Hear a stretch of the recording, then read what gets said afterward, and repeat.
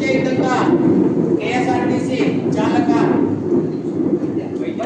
ವೈದ್ಯ RG ವೈದ್ಯ ಅವನು ಹಾರ್ಟ್ ಅಟ್ಯಾಕ್ ಆಗಿ ಮನೆ ತೆಕ್ಕೊಂಡ. ಹೋದ ಮೀಟಿಂಗ್ನಾಗೆ ಬಂದಿದ್ದ. ನಂದು ಕಾರಣದ ಅಂತೇಳಿ ಅವನು ಕೋಪರ್ಡೆ ಗ್ರೂಪ್ ಇದ್ದು ಕಾರ್ಡ್ ಮಾಡಿಸ್ಕೊಂಡಿದ್ದವ. ಆ ಕಾರ್ಡ್ ತೋರಿಸಿದ್ದ ನನಗೆ. ನಾ ಮೆಂಬರ್ ಅದಿದ್ದು ಇಷ್ಟು ವರ್ಷ, ನನಗೆ ಇನ್ನೂ ಪೆನ್ಷನ್ ಆಗಿಲ್ಲ ಅಂತ ಕೇಳ್ತಿದ್ದ ಪಾಪ. ಅವ್ನ ಮಾತಿಗೆ ಹೇಳ್ತಿದ್ದೆ, ಶಾಂತ ಇರ್ರಿ, ಹಾಗೇ ಆಗ್ತದೆ ಅಂತೇಳಿ. ಅದೇ ರೀತಿ ಇನ್ನೂ ಭಾಳ ಜನ ತಿಳ್ಕೊಂಡಾರ.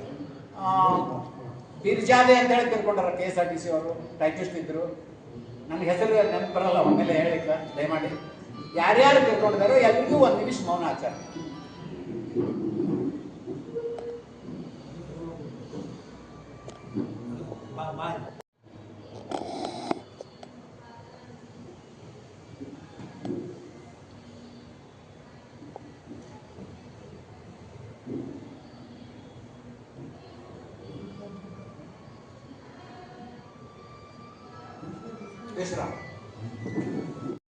ಮೊದಲ ಸನ್ಮಾನ ಮಾಡೋದಂತ ಗೌರವಾನ್ವಿತ ವೇದಿಕೆ ಮೇಲೆ ಅಲಂಕರಿಸಿದ ಗಣ್ಯರು ಹೇಳ್ತಾ ಇದ್ದಾರೆ. ಅದ್ರ ಸಲುವಾಗಿ ನಾವು ಒಬ್ಬೊಬ್ಬರನ್ನೇ ಕಲಿತೀನಿ. ಯಾರೇ ಉಳಿದವ್ರ ಕೈ ಎತ್ತಿ ಮೇಲೆ ಬರ್ಬೇಕು ದಯಮಾಡಿ. ಅಧ್ಯಕ್ಷರು ಅವರು ನಮ್ಮ ರಮಾಕಾಂತ್ ಸಾಹೇಬರಿಗೆ ಸನ್ಮಾನ ಮಾಡಬೇಕು ಅಂತ ಹೇಳಿ ನಾನು ವಿನಂತಿ ಮಾಡ್ತೀನಿ. ಬರೀ ಸರ್ ನಿಯಂತ್ರಣಾಧಿಕಾರಿಗಳು KSRTC ಅವರು ವೇದಿಕೆ ಮೇಲೆ ಬರ್ಬೇಕಂತ ಹೇಳಿ ವಯಸ್ಸಾದವರು ಅವರು ರಾಷ್ಟ್ರೀಯ ಸಂಚಾಲಕರಾಗಿ NAC ರಾಷ್ಟ್ರೀಯ ಸಂಚಾಲಕರಾಗಿ ತಮ್ಮ ಬಿಡುವಿಲ್ಲದ 24/7 ಆ ರೀತಿ ಕೆಲಸ ಮಾಡ್ತಾ ಇದ್ದಾರೆ. ಪೆನ್ಷನ್ದಾರರಿಗೆ ಪೆನ್ಷನ್ ಕೊಡಿಸಲೇಬೇಕಂತ ಅವ್ರಿಗೆ ಅನಾರೋಗ್ಯ ಇದ್ರು ಕ್ಯಾನ್ಸರ್ ಚಿಕಿತ್ಸೆ ಮಾಡಿಸಿಕೊಂಡು ಸ್ವಲ್ಪ ಆರಾಮಾಗಿ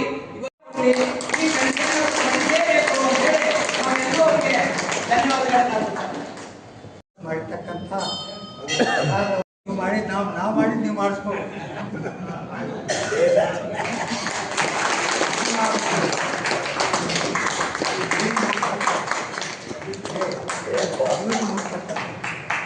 ನಾವು ಇವರಿಂದ ಇವ್ರು ಎಷ್ಟು ಸ್ಟ್ರಾಂಗ್ ಆಗ್ತಾರೆ ನಾವು ಅಷ್ಟು. ಇನ್ನೊಬ್ರು ಹಿರಿಯರು ಅವರು 75 ವಯಸ್ಸಿನವ್ರೆ, ಅನಿಲ್ ಇನಾಮ್ದಾರ್. ಅವ್ರಿಗೆ ಕೈ ನಡೆಯುತ್ತದ, ಆದ್ರೂ IT ಕೋಆರ್ಡಿನೇಟರ್. ನಾವೆಲ್ಲ ಮೆಸೇಜ್ ನೋಡ್ತೀವಲ್ಲ ಕರ್ನಾಟಕದ್ದು ಎಲ್ಲಾ ಗ್ರೂಪ್ನೊಳಗೆ ಹಾಕ್ತಾರ, ಆ ಮೆಸೇಜ್ ಹಾಕೋರು ಅವರೇ. ಯಾವ್ದು ಹಂಗೆ ದೇವಿಯರು ನಮಗೆ ಇನ್ನಷ್ಟು ಶಕ್ತಿ ಕೊಟ್ಟು ನಿಮ್ಮ ಜೋಡಿ ನಮಗೆ ಇರುವಂಗ ಆಶೀರ್ವಾದ ಮಾಡ್ತೀವಿ. 75 ವಯಸ್ಸಿನವ್ರು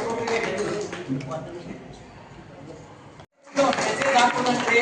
ಆಮೇಲೆ ಶಾಲ್ ತರ್ಬೇಕಪ್ಪ, ಏನೋ ಸಾಮಾನು ತರ್ಬೇಕಪ್ಪ, ಅಥವಾ ಮೀಟಿಂಗ್ ಏನಾರ ಅಟೆಂಡ್ ಮಾಡ್ಬೇಕಪ್ಪ, ಎಲ್ಲ ಮಾಡವ ನಮ್ಮ ಅಲಗುಂಟಿನೇ. ಅದಕ್ಕೆ ಅವನಿಗೆ ಆಯುರಾರೋಗ್ಯವನ್ನು ಕೊಟ್ಟು ನಮ್ಮ ಹೋರಾಟದಲ್ಲಿ ನಿರಂತರವಾಗಿ ಭಾಗವಹಿಸಲಿ ಅಂತ ಹೇಳಿ ಅವ್ರಿಗೆ ನಾನು ಸಾಹೇಬರಿಗೆ ತಮ್ಮೆಲ್ಲರ ಪರವಾಗಿ ಸ್ವಾಗತ.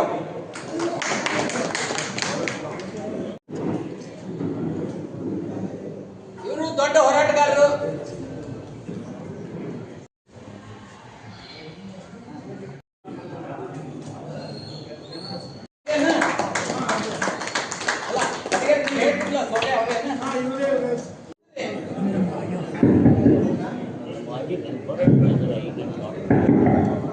WM ಉಪ್ಲಿ ಅವರು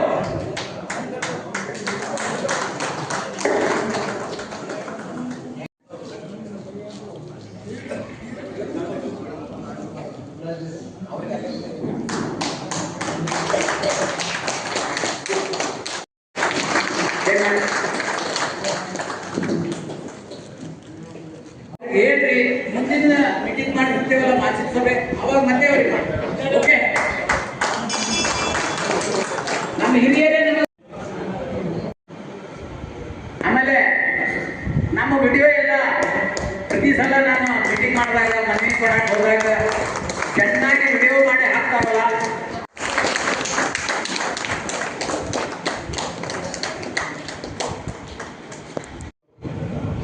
ಮತ್ತು ಕೆಂಪು ಒಂದು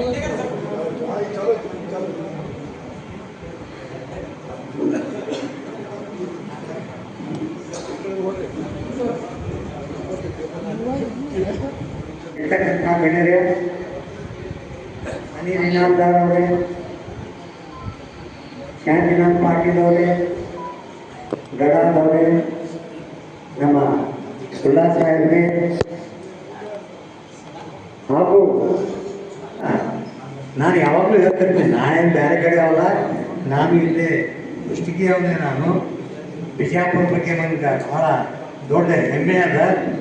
ಬಿಜಾಪುರದವ್ರು ನನಗೆ ತುಂಬ ಜನ ಸ್ನೇಹಿತರು ಇದ್ದಾರೆ, ರಿಲೇಷನ್ದವರು ಇದ್ದಾರೆ, ಹಾಗೂ ನಿಮ್ಮಂಥ ಬಂಧು ಮಿತ್ರರು ಇದ್ದಾರೆ. ಇದಕ್ಕೆ ಯಾಕೆ ಕಾರಣ ಇದು ನಾನು ಬಿಜಾಪುರಕ್ಕೆ ಒಂದು 2-3ನೇ ಸರಿ ಬರ್ತಾ ಇರೋದು. ಗಡಾದವರ ಮಗಳ ಲಗ್ನ ಕೂಡ ಇದೇ ದೇವಿ ಗುಡಿಯಲ್ಲಿ ಬಂದು ನಾವು ಹಾರೈಸಿ ಹೋಗಿದ್ವಿ. ಈಗ ನಾ ಬಂದಿರೋ ಕಾರಣ ಏನಂದ್ರೆ, ಎಲ್ಲರೂ ಏನಾಯಿತು, ಎಲ್ಲಿಗೆ ಬಂತು, ಅದು ಎಲ್ಲಿಗೆ ಬಂತು ಸಂಗಯ್ಯ ಅಂತಾರಲ್ಲ, ಹಂಗಾಗಿರ್ತದೆ. ಒಟ್ಟ ಸಹಜದ. ಈಗ ಏನಾಗಿರ್ತದಂದ್ರೆ, ನಾವು ನಮ್ಮ ಸ್ವಾಧೀನ ಕಳ್ಕೊಂಡ್ಬಿಟ್ಟಿವಿ. ಯಾಕಂದ್ರೆ ನಮಗೆ ಪೆನ್ಷನ್ ಬರ್ಬೋದು. ಮೊದಲಾಗಿ ನೌಕರಿ ಇದ್ದಾಗ ಮನೆಗೆ ಬಂದ ತಕ್ಷಣ ಮೈ ಮೇಲೆ ಹೊರ್ಕೋತಿದ್ದು ಹುಡುಗರು, ಅಪ್ಪ ಬಂದ. ಈಗ ಮುದುಕ ಬಂತು. ಕರೆಕ್ಟ್ ಅದ. ಅವರು ಈ ಬರೋ 1,000, 1,500, 2,000 ರೂಪಾಯಿ ಪೆನ್ಷನ್ದೊಳಗೆ ಈ ಮುದುಕನ ನಾ ಯಾಕೆ ನೋಡ್ಕೋಬೇಕು? ಒಂದು. ಎರಡನೇದು, ಇವತ್ತೆಲ್ಲ ನೀವೇನು ಬಂದಿರಿ, ನಮ್ಮಂಗೆ ನೀವು ಮೀಟಿಂಗ್ ಬಂದಿರಿ. ನಾನು ನೀನು ಬೆಂಗಳೂರು ಬಿಡೋವಾಗೂ ನಾನು ಹೇಳ್ತೀನಿ, ನನಗೆ ಬೈದ ಕಳಿಸ ತಂದು ಬಿಟ್ಟು ಹೋಗಿ ಪೆನ್ಷನ್ ಹೋಯ್ದು ಅಂತ. ಎಲ್ಲರ ಮನೆಗೂ ಅದೇ ಹಣೆ ಬರ. ಎಲ್ಲ ಹೆಣ್ಗಂದ್ರೆ ಬೈತಾರಂತ ನಾವು ಬಿಡಂಗಿಲ್ಲ. ಅದು ಎಲ್ಲ ರೀತಿಯಿಂದ ಬೈತಿರ್ತಾರೆ, ಇದನ್ನು ಬೈತಾರೆ. ಬೇಡ, ನಾವು ಮಾಡೋ ಕೆಲಸ ಚಲೋ ಆಗಲ್ಲ, ನಾವು ಅದನ್ಯಾಕೆ ವಿಚಾರ ಮಾಡೋಣ. ಈಗ ನೀವೆಲ್ಲರೂ ಏನೇನು ಕೂತೀರಿ, ನೀವು ಏನು ವಿಚಾರ ಮಾಡ್ತೀರಿ? ಬರೀ ಉದ್ರಿ ಏನು ಹೇಳ್ತೀನಿ, ಕೆಲಸ ಆಗ್ತಿಲ್ಲ ಹೇಳೋ ಮರ, ಬರೀ ಇದ್ದಾಗ ಹೇಳ್ತೀಯಲ್ಲ ನೀನು. ಅದನ್ನು ಹೇಳಲಿಕ್ಕೆ ಬಂದೀನಿ. ಕೆಲವು ವಿಷಯಗಳನ್ನು ನಾನು ನಿಮ್ಗೆ ಹೇಳಕ್ಕಾಗ್ತದೆ. ಸಂಘಟನೆ ಮತ್ತು ಸಂಘರ್ಷ ಎಂಬುದು ಜೀವನದಲ್ಲೂ ಇರಬೇಕು. ಎಲ್ಲಿವರೆಗೂ ಜೀವನದಲ್ಲಿ ಒಂದು ಸಂಘರ್ಷವನ್ನು ತರುವುದಿಲ್ಲೋ ನಿಮ್ಮ ಫ್ಯಾಮಿಲಿನೂ ಸಕ್ಸಸ್ ಆಗಲ್ಲ. ಹೌದು, ನಮ್ಮದು ಇದೇ ಒಂದೇ ಪೆನ್ಷನಿಯ ಯೋಜನೆಯನ್ನು ಇಟ್ಕೊಂಡು ನಾನು ಹೇಳ್ತಾ ಇಲ್ಲ. ಇವತ್ತಿನ ದಿವಸ ಇಷ್ಟು ಗಂಭೀರ ಪರಿಸ್ಥಿತಿ ಬಂದದ. ಯಾರಾದರೂ ನಮ್ಮ ಪಿಂಚಣಿದಾರರು ಹೋದರೆ 4 ಜನ ತಗೊಂಡು ಹೋಗೋನಿಲ್ಲ. ಮುನ್ಸಿಪಾಲಿಟಿ ವ್ಯಾನ್ ಆಗ್ಯಾವ.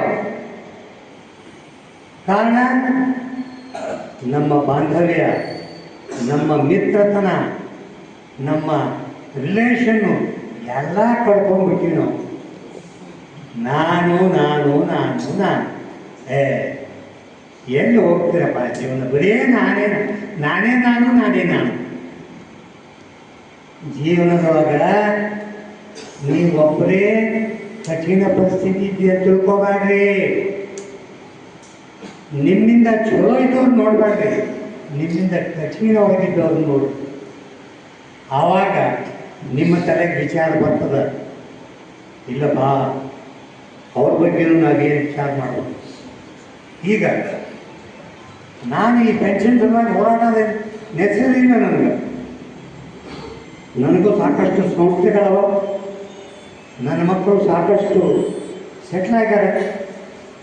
ಆದರೆ ಸಮಾಜಕ್ಕೆ ನಾನು ಏನು ಮಾಡ್ತಾ ಇದ್ದೀನಿ ಅದನ್ನು ವಿಚಾರ ಮಾಡ್ತೀನಿ ನಾನು. जिंदगी में सब लोग खुद ही उनका सोचते, अलग लोगों का सोचते क्या? उनका सोचो जो उनका 2 वक्त का खाना भी नहीं मिल रहा है. अरे सोचो भाई, ಮಲ್ಕೊಳ್ಳೋದಕ್ಕಿಂತ ಮೊದಲು ನೀವು ಸಮಾಜಕ್ಕೆ ಏನು ಮಾಡಿದ್ದೀರಿ ಅಂತ ವಿಚಾರ ಮಾಡಿರಿ. ನಿಮ್ಗೆ ನಿದ್ದೆನೇ ಬರೋಲ್ಲ. ಹಂಗಂದ್ರಿ ಪೆನ್ಷನ್ ಬಗ್ಗೆ ಹೋರಾಡಕತ್ತೀವಿ, ಪೆನ್ಷನ್ ಕೊಡ್ತೀವಿ, ಅದು ಬೇರೆ ಮಾತು. ಇದನ್ನ ಯಾರು ವಿಚಾರ ಮಾಡ್ತಾರ? ನಾನು ನೀವು ನಿಮ್ಮ ಮಕ್ಕಳಿಗೆ ಮಾಡಿದ್ರಿ, ನಿಮ್ಮ ಹೆಂಡತಿಗೆ ಮಾಡಿದ್ರಿ, ಮನೆ ಕೊಟ್ರಿ, ಸಾಲ ಮುಟ್ಟಿಸಿದ್ರಿ, 3-4 ಆಪರೇಷನ್ ಮಾಡಿಸ್ಕೊಂಡ್ರಿ, ಸಮಾಜಕ್ಕೆ ಒಂದು ಪೈಸಾ ಹಾಕಿದೇನು? ದೇವ್ರ ಮುಂದೆ ಅಥವಾ ಮಸೀದಿ ಮುಂದೆ ಹೋದ್ರೆ ಹಾಕ್ಬೇಕಾದ್ರೆ ಜೇಬ್ನಾಗ ₹1 ಕಲ್ದರ್ ನೋಡ್ತಾನವ, ನೋಟ್ ಹಾಕೋದಿಲ್ಲ. ಹ್ಞೂ ಅಂದ್ರು. ಹೌದ್ರಿ, ಸಮಾಜ ಸೇವೆ ಭಾಳ ಥರ ಸಮಾಜ ಸೇವೆ ಅದ. ಇದು ಒಂದೇ ಅಲ್ಲ, ಧಾರ್ಮಿಕ ರೀತಿಯಿಂದ ನಿಮ್ಮ ಸಮಾಜ ಸೇವೆ ಇರ್ತದೆ. ಜನರ ದಿನ ರೋಗಗಳನ್ನು ಕೇಳೋದಕ್ಕೆ ಏನೋ ಏರಿಯಾದಲ್ಲಿ ಇರ್ತೀರಿ, ಎಲೆಕ್ಟ್ರಿಸಿಟಿ ಇರೋದಿಲ್ಲ, ಡ್ರೈನೇಜ್ ಸಿಸ್ಟಮ್ ಬರೋಬರ್ ಇರೋದಿಲ್ಲ, ಅಕ್ಕಪಕ್ಕದವ್ರಿಗೆ ಹುಷಾರಿರೋದಿಲ್ಲ, ದವಾಖಾನೆ ಕರ್ಕೊಂಡು ಹೋಗ್ರು, ಒಬ್ಬರಿಗೊಬ್ಬರು ಸಹಾಯ ಮಾಡಿದ್ರೆ ಆ ಭಗವಂತ ऊपर जाने के बाद पूछता खुदा तू क्या कर गया है नीचे उनके. ಅದಕ್ಕೋಸ್ಕರ ಅದು ಕೂಡ ನಾವು ನಮ್ಮದಲ್ಲದೆ ಇನ್ನೊಬ್ಬರದ್ದು ವಿಚಾರ ಮಾಡೋದು ವೆರಿ ವೆರಿ ವೆರಿ ಇಂಪಾರ್ಟೆಂಟ್. ನಾನು ಜೀವನದಲ್ಲಿ ಈಗ ಅದನ್ನೇ ಮಾಡಕತ್ತೀನಿ, ಅದು ಬಿಟ್ಟು ಏನೂ ಮಾಡ್ತಾ ಇಲ್ಲ. ನಾ ಬೆಳಗ್ಗೆ ಎದ್ದು ಸ್ನಾನ ಮಾಡಿ ದೇವ್ರ ಮುಂದೆ ನಾನು ನಮಸ್ಕಾರ ಮಾಡಿ ಕೇಳೋದು 3. ಒಂದು, ಭಗವಂತ ದೇವರೇ ನನಗೆ ಒಳ್ಳೆ ವಿಚಾರ, ಒಳ್ಳೆ ಶಕ್ತಿ ಕೊಟ್ಟು ನನ್ನ ಆರೋಗ್ಯ ಸರಿಯಾಗಿಡು, ನನ್ನ ಪೆನ್ಷನ್ದಾರಿಗೆ ಪೆನ್ಷನ್ ಕೊಡ್ಸಪ್ಪ. ಹೌದ್ರಿ, ನಾವು ಜೀವನ ಪರ್ಯಂತ 30 ವರ್ಷ 40 ವರ್ಷ 540 ಹಿಡಿದು 650 1250 ತಿಂಗಳ ಕಟ್ಕೋತ ಬಂದೀವಿ ಈ ಸರ್ಕಾರಕ್ಕೆ. ನಾವು ಪುರುಷೇಟೆ ಕೇಳ್ತಾ ಇಲ್ಲ, ನಾವು ಭಿಕ್ಷೆ ಬೇಡ್ತಾ ಇಲ್ಲ. ನಾವು ಕೊಟ್ಟ ರೊಕ್ಕದ ನಮಗೆ ಸರಿಯಾದ ವಾಪಸ್ ಕೊಡು. ಹೌದು ಸರ್, ಇದರಲ್ಲಿ ಬೇರೆ ಬೇರೆ ಡಿಪಾರ್ಟ್ಮೆಂಟ್ನವರೆಲ್ಲ ಇದ್ದೀರಿ. ಒಂದು ಸಿಂಪಲ್ ಎಕ್ಸಾಂಪಲ್ ಕೊಡ್ತೀನಿ. KSRTC ಮೊದಲಾಗಿ ಎಷ್ಟು ಬಸ್ ಇದ್ವು,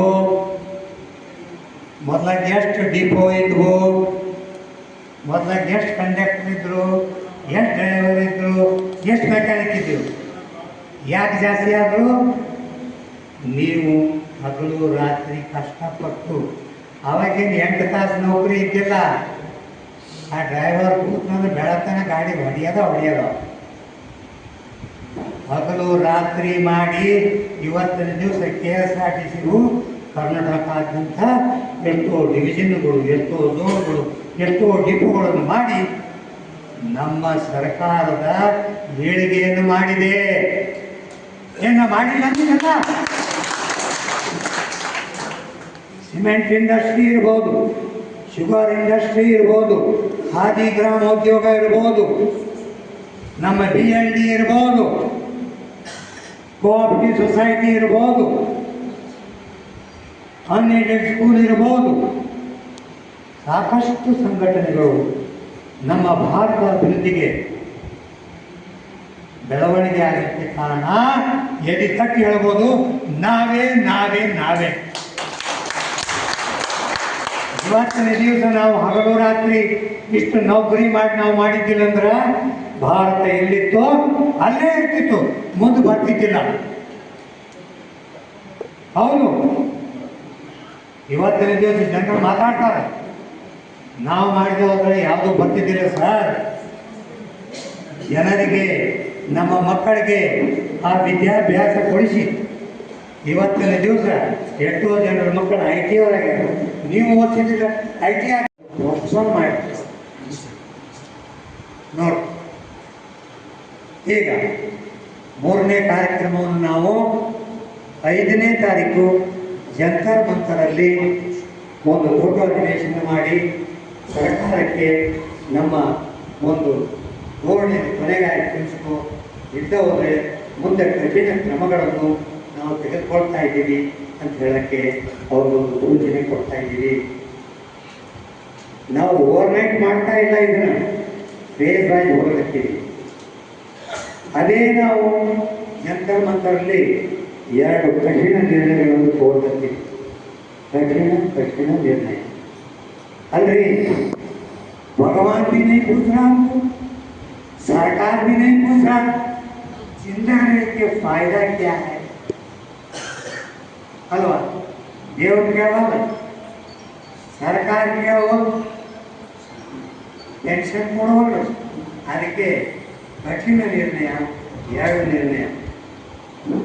ಒಂದು ಜಿಲ್ಲಾ ಮಟ್ಟದಲ್ಲಿ 1 ದಿವಸದ ಉಪವಾಸ ಸತ್ಯಾಗ್ರಹ ಎಂಪಿಗಳ ಮನೆ ಮುಂದೆ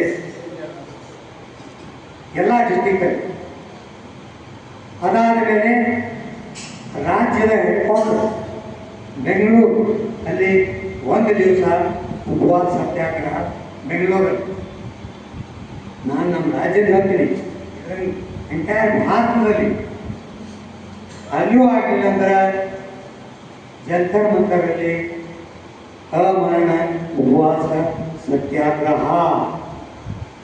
ಇದರಲ್ಲಿ ಯಾರ್ಯಾರು ಬೆಂಗಳೂರಿಗೆ ಅಮರಣ ಉಪವಾಸ ಸತ್ಯಾಗ್ರಹಕ್ಕೆ ಪಾಲ್ಗೊಳ್ಳಿಕ್ಕೆ ಯಾರಿದ್ದೀರೋ ಅವರು ನಮ್ಮ ಗಡಾ ಸಾಹೇಬರಿಗೆ ನಿಮ್ಮ ಹೆಸರುಗಳನ್ನು ಕೊಡಿಸಿ ಆ ಲಿಸ್ಟನ್ನು ನಾವು ನಮ್ಮ ಪ್ರೈಮ್ ಮಿನಿಸ್ಟರ್ಗೆ, ಪ್ರೆಸಿಡೆಂಟ್ಗೆ ನಮ್ಮ ಬಿಜಾಪುರ ಡಿಸ್ಟಿಕ್ಕಿಂದ ಇಷ್ಟು ಜನ ಅಮರಣ ಉಪವಾಸ ಸತ್ಯಾಗ್ರಹಕ್ಕೆ ತಯಾರಿದ್ದೀವಿ ಅಂತ ನೋಟಿಸ್ ಕಳಿಸ್ತೀವಿ. ಅದಕ್ಕೂ ಸರ್ಕಾರ ಬರಲಿಲ್ಲ. ಆತ್ಮದಹನ ಕೊನೆಗೆ ನಮ್ಮ ಜೀವ. ಹೌದು, ನನಗೂ ಸಾಕಾಗಿದೆ. ರಾತ್ರಿ ನಿಂತು ಬಂದು ಸರ್ ಕರೆ ಒಂದು ಹೇಳಂತಂದ್ರೆ ನೀವೆಲ್ಲ ಕಳಿಸೇ ಬಂದು ಹೇಳ್ತೀರಿ ಏನಾದ್ರು ನಾನು ನಿಂತು ಯಾಕೆ ಬರುತ್ತೆ ಅಳು ಬರ್ತದ ಕೆಲವು ಸರಿ. ಇದೇ ನಾನು ಹೇಳಿದ್ದು ಸೀರಿಯಸ್ ಆಗಿ ವಿಚಾರ ಮಾಡಿ ನಿಮ್ಮ ಜೊತೆಗೆ 10 ಜನ ಕರ್ಕೊಂಡು ಹೋಗಿ MP ಮನೆ ಒಂದು ಕಾರ್ಯಕ್ರಮ ಮಾಡಿ ಪಾಸಿಟಿವ್. ಇದರಲ್ಲಿ MP ಮನೆ ಒಂದು ಕಾರ್ಯಕ್ರಮ ಮಾಡಿದ್ರೆ 7 ಜನ ಬಂದಿರ್ತಾರೆ. ಕೈ ಹಾಕ್ರಿ ಪ್ರಧಾನವರು ಯಾಕೆ ಹೇಳ್ತೀನಿ ಅಂದ್ರೆ ನಮ್ಮಲ್ಲಿ ಎಷ್ಟು ಸೀರಿಯಸ್ನೆಸ್ ಬರೋದು ಅಷ್ಟು ನಮ್ಮ ಕೆಲಸ ಆಗೋದಿಲ್ಲ. ಈಗ ನೋಡಿ, ನಾ ಬೇರೆ ವಿಷಯಗಳಲ್ಲಿ ಹೇಳಬಾರ್ದು, ಇಲ್ಲಿ ಪ್ಲ್ಯಾಟ್ಫಾರ್ಮ್ ಅಲ್ಲ. ನಾವು 10 ವರ್ಷದಿಂದ ಜಂತರ್ ಮಂತರ್ನಲ್ಲಿ ಕೂಡಿ 10 ವರ್ಷ ಆಯ್ತು. ನಾವು ಯಾರು ಕೇಳಿಲ್ಲ, ಯಾರ್ಯಾರು ಕೇಳಿಲ್ಲ. 3 ದಿನದಾಗ ಉಲ್ಟಾ ಬಿಡ್ತಲ್ಲ. ಈಗ ನಾ ಡೀಟೇಲ್ ಹೇಳೋದಿಲ್ಲ ನೋಡು. ಯಾಕಂದ್ರೆ ನಮ್ಮಲ್ಲಿ ಸಂಘಟನೆ ಶಕ್ತಿ ಇಲ್ಲ, ಆಹಾರ ಪರಿಸ್ಥಿತಿ ಬಹಳ ಕಡಿಮೆ ಇಲ್ಲ, ಆರೋಗ್ಯ ಪರಿಸ್ಥಿತಿ ಸರಿ ಇಲ್ಲ. ಆದರೂ ಈ ಪ್ಲಾಟ್ಫಾರ್ಮ್, ಈ ದೇವಿಯ ಅನುಗ್ರಹದಲ್ಲಿ ನಾನು ಮೋದಿಯವರಿಗೆ ಒಂದು ಮೆಸೇಜ್ ಕಳಿಸ್ತೀನಿ. ಮೋದಿ ಸಾಹೇಬ್ರೆ, ಈ ದೇವಿಯವರ ಮುಖಾಂತರ ನಾನು 4 ಮಾತು ಹೇಳ್ತೀನಿ. ನಮ್ಮನ್ನು ದಯಮಾಡಿ ನೆಗ್ಲೆಕ್ಟ್ ಮಾಡಬೇಡ್ರಿ. ನಾವು ಕೇಳ್ತಿರೋದು 2 ಹೊತ್ತಿನ ಊಟ ಹಾಗೂ ಒಂದು ಚಿಕ್ಕ ಮನೆಯಲ್ಲಿ ಗಂಡ ಹೆಂಡತಿ ಇರಲಿಕ್ಕೆ. ನಾನು ಸತ್ತ ಮೇಲೆ ನನ್ನ ಮಗನಿಗೆ ದಹನದ ಒತ್ತಡ ಕೈ ಒಡ್ಡಬಾರ್ದು. ನನ್ನ ರೊಕ್ಕದಿಂದ ನನ್ನ ಕುಣಿ ರೊಕ್ಕ ಆಗ್ತೋ ಕೈ ಒಡ್ಡೋದು ಮಾಡಿ. ನಮ್ಮಲ್ಲಿ ಇದರಿಂದ ಜನರ ರೆಸ್ಪೆಕ್ಟೇ ಹೋಗುತ್ತದೆ. ನಾವು ನಮ್ಮ ಪೆನ್ಷನ್ ಬಗ್ಗೆ ಹೋರಾಡ್ತಾ ಇಲ್ಲ, ನಮ್ಮ ರೆಸ್ಪೆಕ್ಟ್ ಬಗ್ಗೆ ಹೋರಾಡ್ತಾ ಇದ್ದೀವಿ. ನಾನೇನು ಜೀವಂತವಾಗಿದ್ದೀನಿ, ನಾನು ಕೈ ಎತ್ತಿ ಮಾತಾಡಬೇಕು, ಧೈರ್ಯದಿಂದ ಮಾತಾಡಬೇಕು, ಅಷ್ಟೇ ಬೇಕು ನನಗೆ. ನನಗೆ ನನಗೇನು ಕಾರ್ ಬೇಕಾಗಿಲ್ಲ, ಮೇ ಬೇಕಾಗಿಲ್ಲ, ನನಗೆ 10,000 ಬೇಕಾಗಿಲ್ಲ, 20,000 ಬೇಕಾಗಿಲ್ಲ. ಹಾಗೂ 1,000 ಕೊಡ್ಲಿಕ್ಕತ್ತೀರಿ, 1,000 ಸಿಲಿಂಡರ್ ಮಾಡಿ ಮೋದಿ ಸಾಹೇಬ್ರ. ಆ ಸಿಲಿಂಡರ್ ಮೇಲೆ 4 ಕೂಡ್ಲೆ ಏನು ಅಡಿಗೆ ಮಾಡೋಣ ಅವನು. ಹೌದ್ರಿ, ಎಣ್ಣೆ ಬೇಡನು? ಏನು ರೋಡ್ ಮೇಲೆ ನಿಂತು ಮಾಡ್ತಾನು ಸಣ್ಣ ಮನಿ ಬೇಡನು? ಇವೆಲ್ಲ ನಾವು ವಿಷಯಗಳನ್ನು ಮಾಡಿದ್ದೆಲ್ಲ ಡೆಲ್ಲಿ ಮುಟ್ಟೋದಿಲ್ಲ ಅಂತ ತಿಳ್ಕೊಬೇಡ್ರಿ ನೀವು. ಮನ್ಸುಖ್ ಮಂಡ್ಯ ಸಾಹೇಬ್ರ, ನಿಮಗೂ ಮಕ್ಕಳಿದ್ದಾರ, ನಿಮಗೂ ಹೆಣ್ಣಲ್ಲಿದ್ದಾರ, ನಿಮ್ಮ ರಿಲೇಷನ್ದಲ್ಲೂ ಈ ವಾತಾವರಣ ಹೊಂದಿದ್ದಾರೆ. ನೀವು ನಮ್ಮ ಕೆಲಸ ಮಾಡಿಕೊಟ್ರೆ ಆ 81 ಲಕ್ಷ ಮಂದಿ ನಿಮಗೆ ಆಶೀರ್ವಾದ ಮಾಡ್ತಾರೆ. ಸರ್ಕಾರ ಏನು ಮಾಡಬೇಕು ಅಂತ ಇಲ್ಲ ನೋಡ್ರಿ, ಮೇನ್ ಪಾಯಿಂಟ್ ಕರೀತಾರೆ, ನಿಮಗೆ ಕರೆಸ್ತೀನಿ, ಮಾಡಿಬಿಟ್ಟೇನೆ. ನಾನೇ 10 ಬೇರೆ ಹೋಗಿ ನಿನ್ನೆ ವಾಪಸ್ ಬಂದೆ. ಸರ್ಕಾರ ಹೇಳೋದಲ್ಲಪ್ಪ ಮಾಡ್ತೀನಿ ಅಂತ ಯಾಕೆ ವಿರೋಧವಾಗಿ ಹೋಗ್ತು? ಕೆಲವೊಂದು ಅಂತಾರೆ ಆಪೋಸಿಷನ್ ಕಡೆ ಹೋಗ್ರಿ. ಹೌದಪ್ಪ, ಆಪೋಸಿಷನ್ ಕಡೆ ಹೋಗ ಇದು ರೀತಿಯಲ್ಲಿ ಯಾರ ಕಡೆ ಈಗ ನಿಮ್ಮ ಮಗ ಬಂದು ನಿಮ್ಮ ಜೊತೆ ಓದಾಡಿದ ನೀವು ರೊಕ್ಕ ಕೊಡ್ತೀರಿ, ಮಗ ಕೇಳ್ತಾರ. ಇನ್ನೊಬ್ಬರ ಜೊತೆ ಹೊರಗಡೆ ರೊಕ್ಕ ಕೊಡ್ತಾನ ನಾವ, ಅವ್ರದ್ದೇ ಅವ್ರಿಗೆ ರಗಡಾಗಿಲ್ಲ, ಅವ್ರಿಗೆ ಸ್ಥಿರ ಇಲ್ಲ. ಆದರೂ ಕೂಡ ನಾವು ಎಲ್ಲ ಪಾರ್ಟಿ ವ್ಯಕ್ತಿಗಳಿಗೂ ಮೀಟ್ ಆಗ್ತಾ ಇದ್ದೀವಿ. ಕೆಲವು ಎಂಪಿಗಳಿಗೆ ಮೀಟ್ ಆದರೆ ಅವ್ರು ತಿಳಿದಿದೆ, ನೀವೇನು ಕೆಲಸ ಮಾಡಕತ್ತೀರಿ ಕರೆಕ್ಟ್ ಮಾಡಕತ್ತೀರಿ, ನಮ್ಮನ್ನು ಕರ್ಕೊಂಡು ಹೋದ್ರೆ ನೀವು ಆಗ ಕೆಲಸನೂ ಮೂಲವರ್ತಿ ಆಗ್ತದ. ಭಾಳ ವಿಚಾರ ಮಾಡಕತ್ತೀವಿ. ಸರ್ಕಾರದ ಮೂಲೆಯಲ್ಲಿ ಕೂಡ ಹೋಗಿ ನಾವು ಎಷ್ಟು ರೊಕ್ಕ ಸ್ವಾಮಿ. ಇನ್ನೊಂದು ಸರ್ಕಾರಕ್ಕೆ ಇನ್ನೊಂದು ಪ್ರಶ್ನೆ, ನಮ್ಮ EPFO ಕಮಿಷನರ್ ಸಾಹೇಬ್ರೆ ಕೇಳ್ರಿ, ಇದು ಏನು ನಾವು ಪೆನ್ಷನ್ ದೊಡ್ಡ ಕ್ವಶನ್ ಇದು. 1,00,000 ಕೋಟಿ ರೂಪಾಯಿ ಜಮಾ ಆಗ್ಯದ ಅಂದ್ರೆ ಎಷ್ಟು? 1,00,000 ಕೋಟಿ.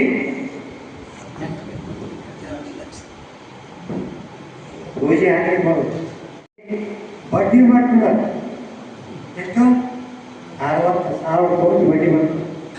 ನಮಗೆ ನಿಮಗೆಲ್ಲರಿಗೂ ಸೇರಿ ಕೊಡೋದು 12,000 ಕೋಟಿ. ಅದು ಹೇಳಿದ್ರೆ ಈಗ ಏನು ಬರ್ತದೆ ಬಡ್ಡಿ ಒಳಗೆ, ಆ ಬಡ್ಡಿ ಒಳಗೆ ನಮ್ಮ ಜನರಿಗೆ ಡಿಸ್ಟ್ರಿಬ್ಯೂಟ್ ಮಾಡಿ ಒಂದು ಪೆನ್ಷನ್ ಕೊಡ್ರಿ. ನಾವು ಬೇರೆ ದಾಖಲಾತಿಗಳನ್ನು ಅವ್ರಿಗೆ ತೋರಿಸಿಲ್ಲ, ಅವರೇ ತಯಾರು ಮಾಡಿದ ಬ್ಯಾಲೆನ್ಸ್ ಶೀಟ್ ತೊಗೊಂಡೋಗಿ ನೋಡ್ರಿ, ನೀವು ಮಾಡಿ ಲೆಕ್ಕಪತ್ರ ಖರ್ಚಿಂಗದ ಅದಕ್ಕೆ ಕೊಡ್ರಿ ಅಂತ ಹೇಳ್ತಾ ಇದ್ದೀವಿ. ಯಾಕೆ ಕೊಡಬಾರ್ದು? ಎಲ್ಲ ಥರದ ಫೈಟ್ಗಳನ್ನು ಮಾಡ್ತಾ ಇದ್ದೀವಿ. ಆಗಸ್ಟ್ ಸೆಪ್ಟೆಂಬರ್ ಹೊತ್ತಿಗೆ ಏನಾದರೂ ಒಂದು ರಿಸಲ್ಟು ಹೊರಗೆ ತಂದೆ ತೀರ್ತೀವಿ ದಿಲ್ಲಿ ಅಂತ ಹೋಗಿದೆ.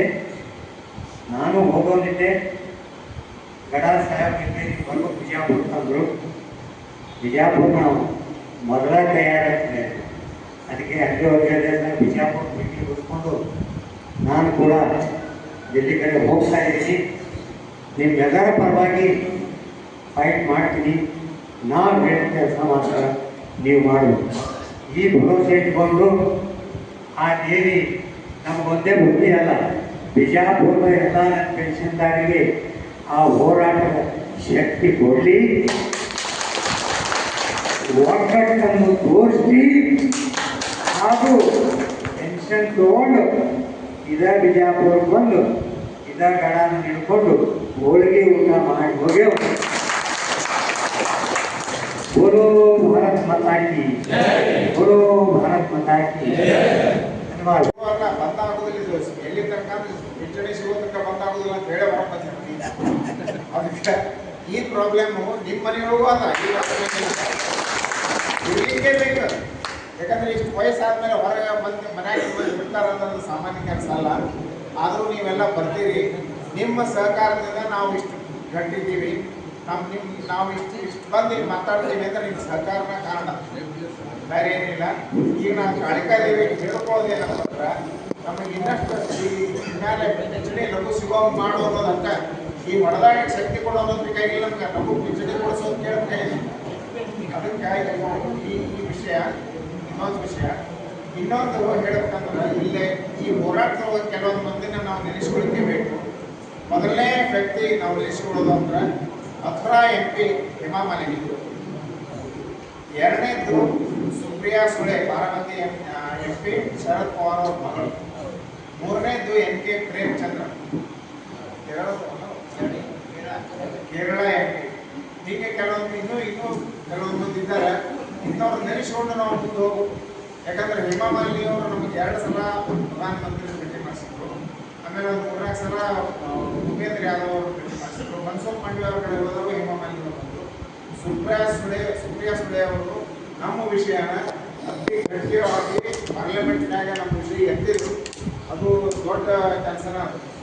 ಅದಕ್ಕೆ ಇವರು ಈ ವ್ಯಕ್ತಿಗಳನ್ನ ನಾವು ಎಂದೂ ಮರೆಯೋದನ್ನೇ ಇಲ್ಲ. ನಮ್ಮ ಪಿಂಚಣಿ ಸಿಕ್ಕ ಮೇಲೆ ಇವರು ಮರಿಬಾರ್ದು ನಾವು. ಅದಕ್ಕೆ ಈಗ ಆ ವಿಷಯಕ್ಕೆ ನಾವು ಆ ವಿಷಯ ಪಿಂಚಣಿ ಬೇಕು ಅಂದ್ರೆ ನಿಮ್ಮ ಸಹಕಾರ ನಮಗೆ ಅಗತ್ಯ. ಇಲ್ಲ ನಿಮ್ಮ ಸಹಕಾರ ಇಲ್ಲ ಅಂದ್ರೆ ನಾವು ದೊಡ್ಡದಾಗುವುದಿಲ್ಲ. ಈಗ ನಾವು ನಮ್ಮದು ಆ್ಯಪಲ್ ಫಾರ್ಮಾ ಇಂಡಸ್ಟ್ರಿಯಿಂದ ಒಂದು ಆ್ಯಪಲ್ ಅಸೋಸಿಯೇಷನ್ ಅಂತ ಮಾಡ್ಕೊಂಡಿದ್ದೀವಿ. ಏನಂದ್ರೆ ಹೆಸರು association of pharma professional agency. ಇದು ಏನು ಅಂದ್ರೆ retired representatives, retired area managers, retired zonal managers, retired directors ಫಾರ್ಮಾದವರು, ಅದರಲ್ಲೂ ಒಂದು ಅಸೋಸಿಯೇಷನ್. ಅದರಿಂದಲೂ ನಮ್ಮಲ್ಲಿ ಮೆಂಬರ್ಸ್ ಇದ್ದಾರೆ. ಇದರಾಗ ನೋಡ್ರಿ ಈ NAC ಅನ್ನೋ ಛತ್ರಿ ಒಳಗೆ ಲಿಡ್ಕರ್, ಆಮೇಲೆ ಬಾಟಾ, ಕೋಲ್ ಇಂಡಿಯಾ,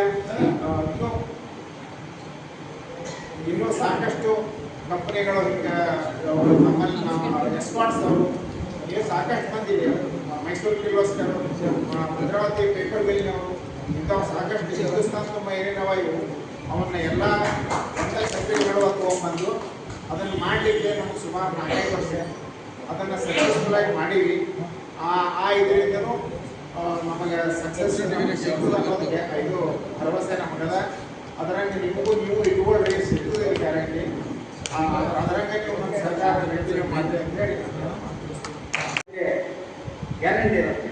ಯಾಕಂತಂದರೆ ಈಗ ಏನು ನಮ್ಮದು ಹೆಲ್ತ್ ಪ್ರಾಬ್ಲಮ್ ಇದ್ರೂ ಕೂಡ, ವಯಸ್ಸಾದ್ರೂ ಕೂಡ ಒಂದು ಇಂಡಿಯಾ ಲೆವೆಲ್, ದಿಲ್ಲಿ ಲೆವೆಲ್ ಹೋಗಿ ಸಾಕಷ್ಟು ಬೇರೆ ಬೇರೆ ಹೋರಾಟಗಳನ್ನು ಮಾಡಿ ಸಾಕಷ್ಟು ಆ ಸಂಬಂಧಪಟ್ಟಂಥ ಇಲಾಖೆಗಳು ಭೇಟಿ ನೀಡಿ ಅವರೇನು ಕಾರ್ಯನಿರ್ವಹಣೆ ಮಾಡ್ತಾ ಇದ್ದಾರೆ. ಬಹುಶಃ ನನಗೆ ಹೋಪ್ಸ್ ಇದೆ. ಅವರು ಭಾಳ ಧೈರ್ಯವಾಗಿ ಅವರು ಗ್ಯಾರಂಟಿ ಅಂತ ಹೇಳಿದರು, ಇದನ್ನು ನಾವು ಸಕ್ಸಸ್ ಆಗೇ ಆಗ್ತೀವಿ, ಈ ಪೆನ್ಷನ್ ನಾವು ತಗೋತೀವಿ ಅಂತ ಹೇಳಿ.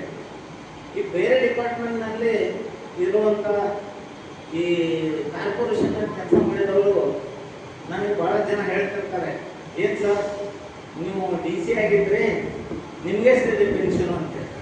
ನಾನು ಹೇಳ್ತೇನೆ ನಮಗೂ 4,000 ಇದ್ದಪ್ಪ.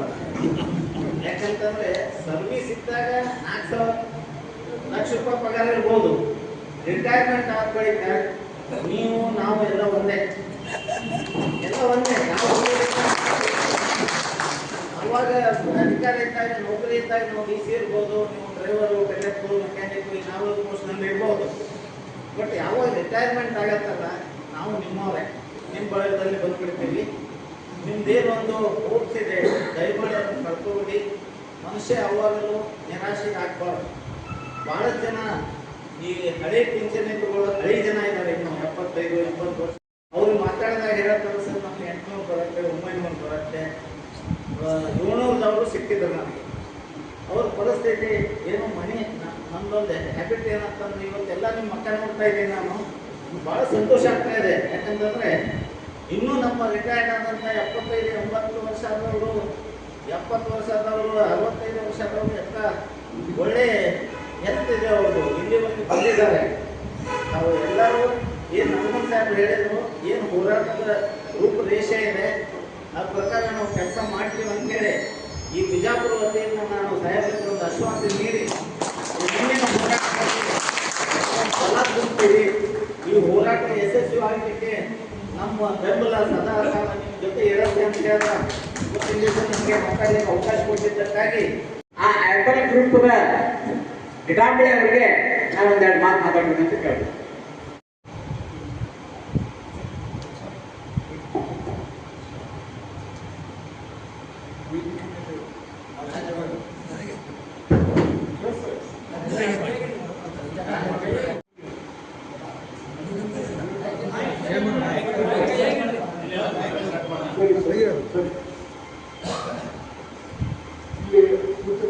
ಎಲ್ಲ ಸದಸ್ಯರಿಗೂ ಸ್ವಾಗತ ಬಯಸ್ತಾ ಇದು ಮೊದಲನೇ ಸಲ ನಿಮ್ಮ ಜೊತೆಗೆ ಕೆಲವು ವಿಚಾರಗಳನ್ನು ಹಂಚ್ಕೊಳ್ಳುವಂತ ಕೇಳಿದ್ರು. ಆದರೂ ಏನು ಮಾತಾಡಬೇಕು ಅನ್ನೋದು ಗೊತ್ತಿಲ್ಲ. ಬಟ್ ಇಷ್ಟು ಮಾತ್ರ ಹೇಳ್ತೀನಿ, ರಮಾಕಾಂತ್ ಇದ್ದಲ್ಲೇ ಸಕ್ಸಸ್ ಅನ್ನೋದು 100% ಗ್ಯಾರಂಟಿ. ರಮಾಕಾಂತ್ ಜೊತೆಗೆ ನಾನು ಸುಮಾರು ವರ್ಷ ಕೆಲಸ ಮಾಡಿದ್ದೀನಿ. ಅವರ ಹೊರಗಿಂದ ನೋಡಿದ್ರೆ ಆ ದೇವರಿಗೆ ಪ್ರಾರ್ಥನೆ ಮಾಡ್ಕೊಳ್ತೀವಿ, ನಮಗೆ ಸಂಪೂರ್ಣ ನಮ್ಮೆಲ್ಲರ ಶಕ್ತಿಯನ್ನು ಕೊಡಿ, ಅವರು ಯಶಸ್ವಿ ತಂದು ದೇವರಿಗೆ ಅದೇ ಬಗ್ಗೆ ಪ್ರಾರ್ಥನೆ ಮಾಡ್ಬೋದ ಎರಡು ಮಾತು ಥ್ಯಾಂಕ್ ಯು. ಪ್ರಕಾರ ನಾವೆಲ್ಲರೂ ಹೋರಾಟದ ಇಳಿಬೇಕು. ಅದಕ್ಕೆ ಒಂದು ಮಾತು ಹೇಳ್ಬೇಕಂದ್ರೆ, ಇದು ಬಸವಣ್ಣನವರ ನಾಡು. ಬಸವಣ್ಣವರ ನಾಡು ಏನು ಹೇಳ್ತಾರೆ? ಇವನಾದವ ಎಂದೆನಿಸದಿರಯ್ಯ, ಇವ ನಮ್ಮವ ಎಂದೆನಿಸಯ್ಯ, ಕೂಡಲ ಸಂಗಮ ದೇವ ಅಂತ. ಅದಕ್ಕೆ ತಾವೆಲ್ಲರೂ ಯಾರ್ಯಾರು ತಮ್ಮ ಮನೆಯೊಳಗೆ ಕೂಡ್ತಾರೆ, ಮನೆಯೊಳಗೆ ಕೂಡಬೇಡ ಅಂತ ಹೇಳಿ ಅವ್ರನ್ನೆಲ್ಲ ಕರ್ಕೊಂಡು ಬರ್ರಿ. ಎಲ್ಲೇ ಸಮಾರಂಭಗಳು ನಡೆದಾಗ ಅವ್ರ ನಿಮ್ಮ ಜೊತೆಗೆ ಕರ್ಕೊಂಡು ಬರ್ರಿ, ಸಂಘಟನೆ ಬಲಿಷ್ಠ ಮಾಡಿ. ಯಾಕಂದರೆ ಒಂದು ಇದರಾಗ ಸೊಮೇಶ್ವರ ಇದ್ರೊಳಗೆ ಬರ್ತದೆ, ಇದು ಲೇಖನದೊಳಗ ಹುಡುಗರ ನಮ್ಮ ಕಡೆ ಬಂದ ಫ್ಯಾಕ್ಟರಿಯನ್ನೇ ನೆಗ್ರುವುದ ಬೀಜವನ್ನು ಸಿಡಿದವನ್ನು ಕೆಲವನ್ನು ಕರ್ಮರವಾಗದೆ ಅಂತ. ಕೆಲವೊಂದು ನಾವು ಸಂಘಟನೆ ಬಲಿಷ್ಠ ಆಗಬೇಕಂದ್ರೆ ಎಲ್ಲರೂ ಕೂಡಬೇಕಂದ್ರೆ ಮಾತ್ರ ಸಂಘಟನೆ ಬಲಿಷ್ಠ ಆಗ್ತದೆ.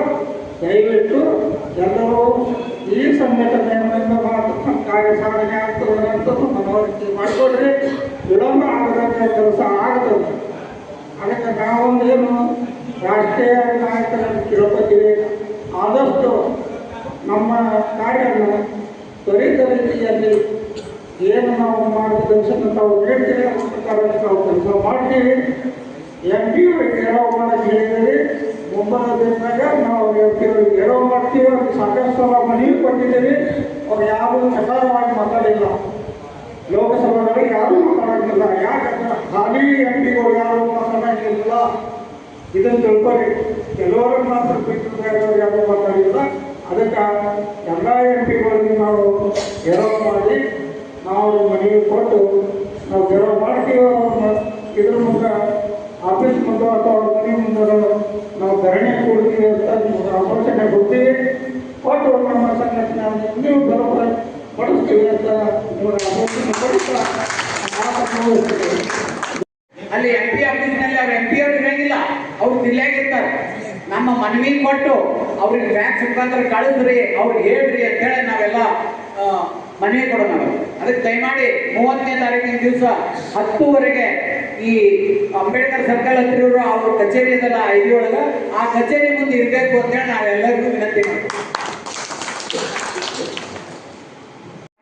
ಈ ಕಾರ್ಯಕ್ರಮಗಳಿಗೆ ನಮ್ಮನ್ನ ನಿರಂತರವಾಗಿ ಪ್ರೋತ್ಸಾಹಿಸುತ್ತಾ ತನು ಮನ ಧನದಿಂದ ನಮ್ಮನ್ನ ಇದು ಮಾಡ್ತಾ ಸಹಕರಿಸ್ತಾ ಇರುವಂತ ಒಂದೆರಡು ಮಾತು ಮಾತಾಡ್ಬೇಕಂತ ಹೇಳಿ ನಮ್ಮ GS ತೆಗ್ನಾಳ್ ನಿವೃತ್ತ ವಿಭಾಗೀಯ ತಾಂತ್ರಿಕ ಅಧಿಕಾರಿ ಅವ್ರನ್ನ ನಾನು ವಿನಂತಿ ಮಾಡ್ತೀನಿ.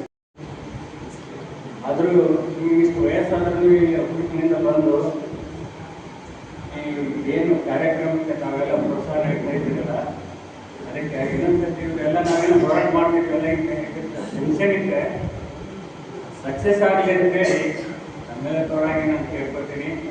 ಜೈ NSC.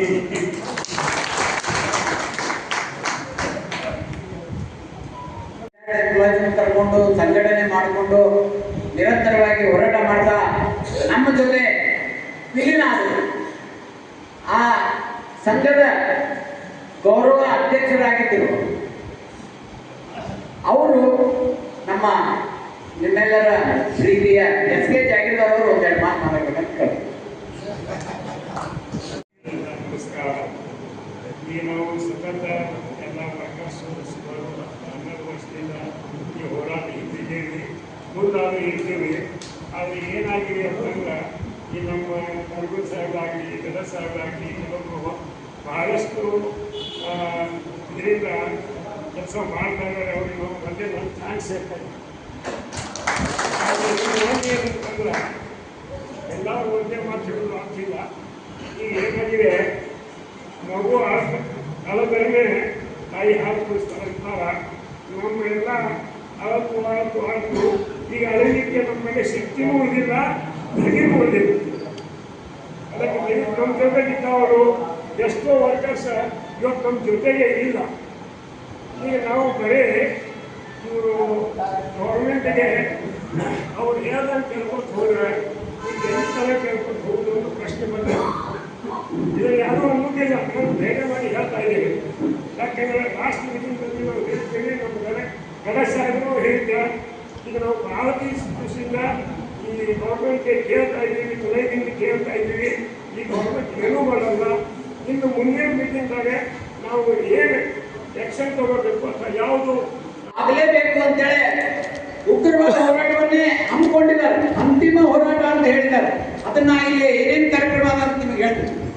देश के सभी माननीय मंत्रीगण, संसदगण के कार्यालय पर 1 दिवसीय अथवा 3 दिवसीय का उपवास सत्याग्रह अनशन प्रदर्शन के साथ ज्ञापन सौंपने का राष्ट्रव्यापी कार्यक्रम 8/7/26 2ನೇ ತಾರೀಕು ಆಗಸ್ಟ್ 2026 ಈ ಕಾರ್ಯಕ್ರಮ ಅದ.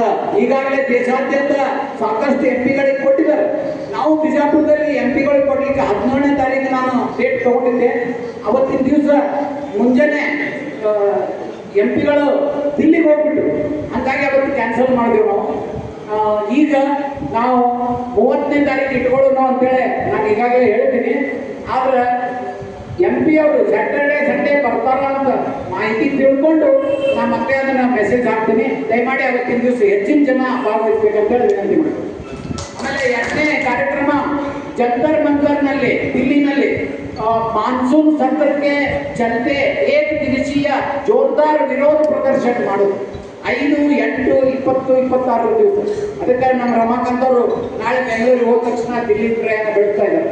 5ನೇ ತಾರೀಕಿಗೆ ಜಂತರ್ ಮಂತರ್ ಒಳಗ ಜೋರ್ದಾರ್ ಪ್ರದರ್ಶನ ಮಾಡಲಿಕ್ಕೆ ತಯಾರಾಗಿದ್ದಾರೆ. ಇದು ಒಂದು ಕಾರ್ಯಕ್ರಮ. ಆಮೇಲೆ आगामी CBT मीटिंग के स्थान पर EPS 95 पेंशनर्स द्वारा विरोध प्रदर्शन.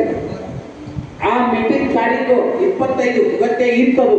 ಅದನ್ನ ಮುನ್ಸೂಚನೆ ನೀಡದೇ ಮುಂದಕ್ಕೆ ಇದನ್ನೆಲ್ಲ ತಿಳ್ಕೊಂಡು ಅದಕ್ಕೆ ಮುಂದೆ ಯಾವ ಡೇಟ್ ಬರ್ತದೋ ಆ ಡೇಟ್ ಯೂಸ್ ಮಾಡೋದು ಅಂತ ಹೇಳಿ. ಆಮೇಲೆ ದೇಶಕ್ಕೆ ಸಭಿ EPFO ಕಾರ್ಯಾಲಯ ಪರ್ ತಾಲಾ ಲಗಾನ. ನಾವು ಬಿಜಾಪುರದೊಳಗ ಡೇಟ್ ತಿಳಿಸಿಲ್ಲ. ಸೆಂಟ್ರಲ್ದವರು ನಮಗ ಯಾವ ದಿವಸ ಅಂತ ಹೇಳ್ತಾರ ಅವತ್ತಿನ ದಿವಸ ನಾವು ಬಿಜಾಪುರ EPFO ಕಾರ್ಯಾಲಯಕ್ಕೆ ಹೋಗೋನು. ಇಲ್ಲಿ ಹಾಕಿದ್ರೆ ನಮ್ಗ ಜೈಲಿಗೆ ಹಾಕಲ್ರ. ಏನ್ ಮಾಡ್ಬೇಕು ಮಾಡ್ಲಿ, ನಾವೆಲ್ಲರೂ ಹೋಗೋಣಂತವ. ಅದನ್ನು ನಾನು ದಿನಾಂಕ ತಿಳಿಸ್ತೀನಿ ಎಲ್ಲರಿಗೂ. ಆಮೇಲೆ राष्ट्रव्यापी अनशन देश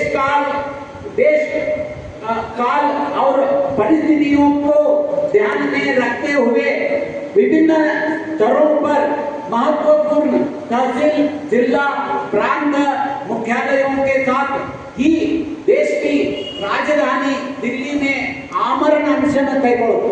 ಇಡೀ ದೇಶಾದ್ಯಂತ ಆಮರಣ ಅನಶನ ಕೂತ್ಕೊಳ್ಳೋದು. ಅದನ್ನ ಡೇಟ್ ಸೆಂಟ್ರಲ್ದವ್ರು ತಿಳಿಸಿದ ಮೇಲೆ ಅದನ್ನು ನಾವು ಮಾಡ್ಲಿಕ್ಕೆ ತಯಾರಾಗೋಣ ಬಿಜಾಪುರದಾಗ. ಆಮೇಲೆ ಇದೆಲ್ಲ ಆದ್ರೂ ಸರ್ಕಾರ ಕಿವಿ ಕೊಡದೇ ಇದ್ರ, ಇದನ್ನೆಲ್ಲ ಮಾಡಿನೂ ಸರ್ಕಾರ ಕಿವಿ ಕೊಡದೇ ಇದ್ರ ನಾವು ಈ ಸಲ ನಮ್ಮ ವೃದ್ಧರಿಗೆ ಈ ಸ್ವತಂತ್ರ ಭಾರತ ದೇಶದಲ್ಲಿ ನಮಗ ಗೌರವ ಇಲ್ಲ, ನಮಗ ಬೆಲೆ ಕೊಡ್ತಾ ಇಲ್ಲ, ನಮ್ಮ ಧ್ವನಿ ಸರ್ಕಾರ ಕೇಳ್ತಾ ಇಲ್ಲ, ನಾವು ಈ ಭೂಮಿ ಮೇಲಿದ್ದೆ ನಮಗ ಇದು ಇಲ್ಲ ಅಂತ ಹೇಳಿ ಸಾಮೂಹಿಕ ಆತ್ಮದಹನದ ಕರೆ ಕೊಟ್ಟಿದ್ದಾರೆ. ಇಂಥವನ್ನ ಈಗಾಗಲೇ ರಾವುತ್ ಅವರು, ಕಮಾಂಡರ್ ಅಶೋಕ್ ರಾವುತ್ ಅವರು ತಮ್ಮ ಹೆಸರು ಹಾಕೊಂಡು ಮೋದಿ ಅವರಿಗೆ, ಕೇಂದ್ರ ಸರ್ಕಾರಕ್ಕೆ, ಲೇಬರ್ ಮಿನಿಸ್ಟರ್ಗೆ, ಫೈನಾನ್ಸ್ ಮಿನಿಸ್ಟರ್ಗೆ ಈಗಾಗಲೇ ಮನವಿ ಸಲ್ಲಿಸಿದ್ದಾರೆ. ಸಾಮೂಹಿಕ ಆತ್ಮ ಸಮರ್ಪಣೆ ಅಂತ ಹೇಳಿ. ಆತ್ಮ ಸಮರ್ಪಣೆ ಅಂದ್ರೆ ಏನು? ಎಲ್ಲರೂ ಏನಾರ ನಾವು ಬೆಂಕಿ ಹಚ್ಚು ಸಾಯಿತು ಅನ್ನೋದಲ್ಲ, ಯಾರು ಅಂತ ತಿಳ್ಕೋಬೇಡ. ನಾವು ರಾಷ್ಟ್ರಪತಿಗೆ ಕಾನೂನಾತ್ಮಕವಾಗಿ ಇಚ್ಛಾ ಮರಣಕ್ಕೆ ಅರ್ಜಿಕೊಡು, ಇಚ್ಛಾ ಮರಣಕ್ಕೆ ಎಲ್ಲರೂ ಸಾಮೂಹಿಕವಾಗಿ ಅರ್ಜಿಕೊಡು. ಇವತ್ತಿನ ದಿವಸ ನಾ ಎಲ್ಲರಿಗೂ ಆಹ್ವಾನ ಕೊಡ್ತೀನಿ, ಯಾರ್ಯಾರು ಅಕಸ್ಮಾತ್ ಇದು ಬರಬಾರದು, ಅಕಸ್ಮಾತ್ ಇದು ಎನ್ನುವುದು ನಮ್ಮ ಗುರುಭಟ್ ಅವ್ರ ಅಂತೇಳಿ ಹೆಸರು ಬರೆಸಿ ನಿಮ್ಮ ಫೋನ್ ನಂಬರ್ ಕೊಟ್ಟು ಹೋಗ್ಬೇಕು. ಆ ಪ್ರತಿಯನ್ನ ನಾನು ಸೈನ್ ಮಾಡ್ಬೇಕಲ್ಲ, ಆ ಪ್ರತಿಯನ್ನ ನಾನು ಈಗೇನು MP ಮನವಿ ಕೊಡ್ತೇವೋ, ಜಿಲ್ಲಾಧಿಕಾರಿಗೆ ಮನವಿ ಕೊಡ್ತೇವೋ, EPF ಆಫೀಸರ್ ಮನವಿ ಕೊಡ್ತೇವೋ, ಆ ಮನವಿ ಜೊತೆ ಎನ್ಕ್ಲೋಸ್ ಮಾಡಿ ಕೊಡ್ತೇವೆ.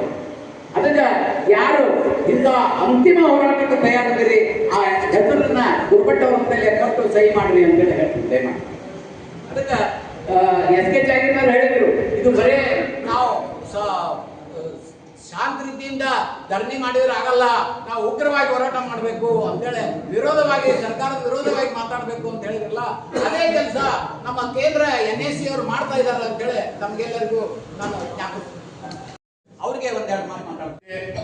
ಯಾವ ಹಂತಕ್ಕೆ ನಿಂತಿದೆ ಅನ್ನೋ ಒಂದು ಉದ್ದೇಶದಿಂದ ನಾವು ಇವತ್ತ ಈ ಒಂದು ಕಾರ್ಯಕ್ರಮವನ್ನು ಇಲ್ಲಿ ಹಮ್ಮಿಕೊಂಡಿದ್ದೇವೆ. ಅದು ಯಾಕೆ ಕಾಳಿಕಾದೇವಿ ಹಮ್ಮಿಕೊಂಡಿದ್ದೀವಿ ಅಂತಂದ್ರೆ, ಇದು ಒಂದು ಸಂಕಲ್ಪ ಮಾಡಿದ್ದೀವಿ. ಇದೇ ಒಂದು ವಿಜಯೋತ್ಸವ ಇಲ್ಲೇ ಮಾಡೋಣ ಅನ್ನೋ ಉದ್ದೇಶದಿಂದ ನಾವು, ಯಾಕಂದ್ರೆ ನಮ್ಗೆ ಗೊತ್ತಿದೆ ನಾವು ಇದನ್ನ ಗೆದ್ದಿರ್ತೀವಿ, ಇವತ್ತಿನ ನಾಳೆ ನಮ್ಗೆ ಸಿಗುತ್ತೆ, ಯಾರು ಅದ್ರ ಬಗ್ಗೆ ಅನುಮಾನ ಪಡೋದು ಬೇಡ. ಬಟ್ ಹೋರಾಟ ಸಂಘಟನೆ ನಿರಂತರವಾಗಿ ಇರಲಿ.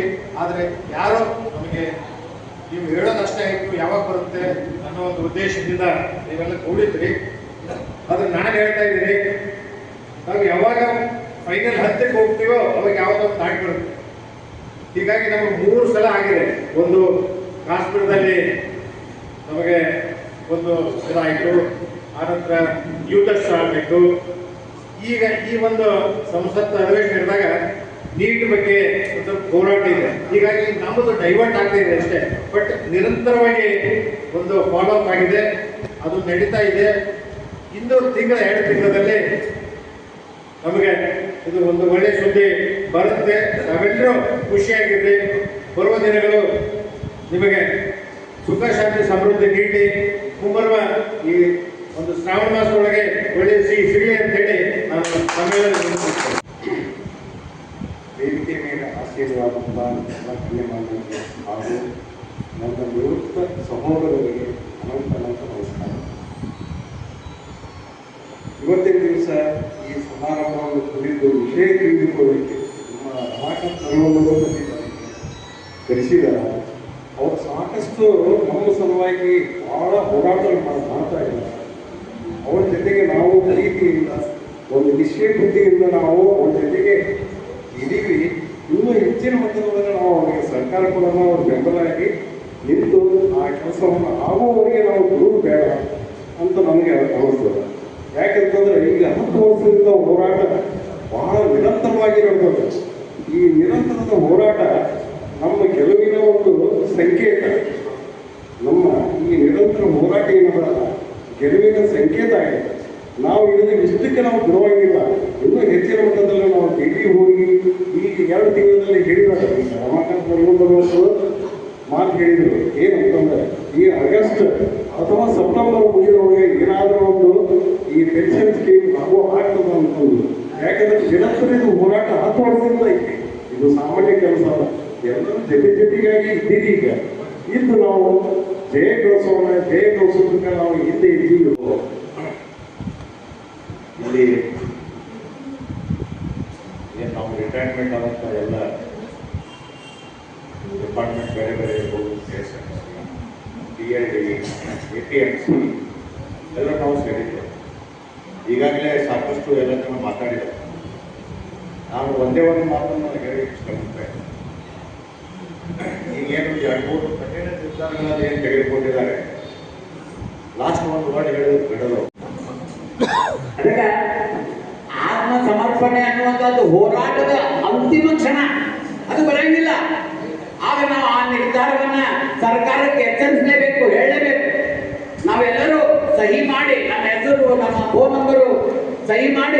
ಜಿಲ್ಲಾಧಿಕಾರಿಗೆ MP ಗೆ ನಾವು ಅದನ್ನ ಸಲ್ಲಿಸೋಣ ಅಂತೇಳಿ ನಾವು ನಾಳೆ ಮನವಿ ಕೊಡುವಾಗ ಅದ್ರ ಜೊತೆ ಎನ್ಕ್ಲೋಸ್ ಮಾಡಿ ಸಲ್ಲಿಸೋಣ ಅಂತೇಳಿ ನಾವೆಲ್ಲರಿಗೂ ವಿನಂತಿ. ನಮ್ಮ ಗುರುಭಟ್ ಅವ್ರ ಕಡೆ ಜೀವನ ಇರುತ್ತಕ್ಕೂ ಹೋರಾಡಬೇಕು. ಈ 75 ವರ್ಷ ಆದವರು ಒಂದು 10-20 ಜನ ಇರ್ಬೇಕು ನಮಗೆ. ನಾನು 75 ಮೇಲೆ ಇದ್ದೀನಿ. ಹಾಗೆ ಇದನ್ನು ನಾವು ಈಗ ನಿಲ್ಲಿಸೋದು ಬೇಡ. ಅವರ ಮುಂದೆ ಒಂದು ಶಕ್ತಿ ಇಂಜನ್ ಭಾಳ ಸ್ಟ್ರಾಂಗ್ ಐತಿ. ಆ ಇಂಜನ್ನಿಂದ ನಾವು ಡಬ್ಬಿ ಹೋಗ್ಬೋದು ತಿಳ್ಕೊಂಡು ಸಪೋರ್ಟ್ ಮಾಡಿಕೊಂಡು ನಾವೆಲ್ಲ ಈಗ ಮೂರನೇದು ಈಗ 2ನೇ 10 ವರ್ಷ ಬರ್ತದೆ. ಅದು ಮೂರನೇದ ನಾನು ಈ ದೇಹದ ಹೇಳಿಗೆ ಬರೆದುಕೊಟ್ಟಿದ್ದೆ. ಅದೇನಾದ್ರು ಬಂದಿರೋದಕ್ಕೆ ನಾನು ಮುಂಚೂಣಿಯಲ್ಲಿ ಬರ್ತೀನಿ ಅಂತ ತಿಳ್ಕೊಂಡು ಸೇರಿ ನಾನು ಎಲ್ಲ ಹಿರಿಯರಿಗೆ ಸ್ಕೂಲಿಂದ ಬಂದಾಗ ಅವರಿಗೆಲ್ಲರಿಗೆ ನಾನು ಅನಂತ ನಮಸ್ಕಾರಗಳನ್ನು. ನಾವು ಭಾಳ ಬಸವ ಮಹಾತ್ಮ ಗಾಂಧೀಜಿಯವರ ಅನುಯಾಯಿ. ಎಲ್ಲ ಇಂಥ ಸೇವೆಯನ್ನು ಮಾಡಿದ್ದೀನಿ ನಾನು. ಅದಕ್ಕೆ ನನಗೂ ಇದೊಂದು ಅವಕಾಶ, ಈ ಸೇವೆ ಮಾಡುವ ಅವಕಾಶ ಗಿಡದವರು ಕಲ್ಪಿಸ್ಕೊಟ್ಟಾರ. ಇದು ನಾವು ತಪ್ಪಿಸೋದಿಲ್ಲ. MP ಹೋಗ್ತಾರಲ್ಲಿ ನಾನೇ ಮುಂದೆ ನಿಂತು ಮಾತಾಡ್ತೀನಿ. MP ಅವರು ನನ್ನ ಮಾತಾಡ್ತೀನಿ. ನಾನು ಆತ್ಮೀಯತೆ ತಗೊಂಡು ನಾನೇ ಮುಂದೆ ನಿಂತು ಮಾತಾಡ್ತೀನಿ. ಅದಕ್ಕೆ ನಾನು ನಿಂತು ಸರ್ಕಾರ ತಪ್ಪದೆ ತಿಳ್ಕೊಂಡು ನಾನು ಒಳ್ಳೆಯದು ಮಾಡಲಿ, ಅವ್ರಿಗೆ ಅನುಕೂಲ ಮಾಡಲಿ. ಜನ ಸೇವೆ, ಜನಾರ್ದನ ಸೇವೆ. ಜನತಾ ಅಲ್ಲ, ಬಲ ಅಲ್ಲ, ಕಾಂಗ್ರೆಸ್ ಅಲ್ಲ, ಸಬ್ಕ ಮಾಲಿಕ್ ನಾವೆಲ್ಲ ಬಂದದೆವು. ನಮ್ಮ ಸಲುವಾಗಿ ಏನು ಮಾಡಿ ಬರ್ದಾರ ಅವರಿಗೆ ಆತ್ಮಶಾಂತಿ ಸಿಗಲಿ, ಅವರಿಗೆ ಅನುಕೂಲ ಆಗಲಿ. ನಾವು ದೇವರಿಗೆ ಬೇಕಾಗುತ್ತೆ.